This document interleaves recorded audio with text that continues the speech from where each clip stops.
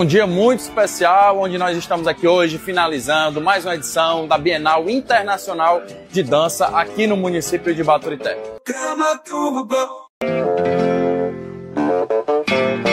Um dia muito especial, onde nós estamos aqui hoje finalizando mais uma edição da Bienal Internacional de Dança aqui no município de Baturité. Um momento para viver a nossa cultura, as nossas tradições, um momento histórico para Baturité, recebendo pela primeira vez a Bienal Internacional de Dança. E aqui também eu quero agradecer à secretária Gerlídia, ao secretário Geilson e também a presença da secretária de Cultura do Estado do Ceará, Luísa Sela, representando o nosso governador e reafirmando o compromisso do governo do Estado com o nosso município de fortalecer cada vez mais as políticas públicas de cultura para que o nosso povo possa viver esse grande momento que é a celebração da cultura no município de Baturité.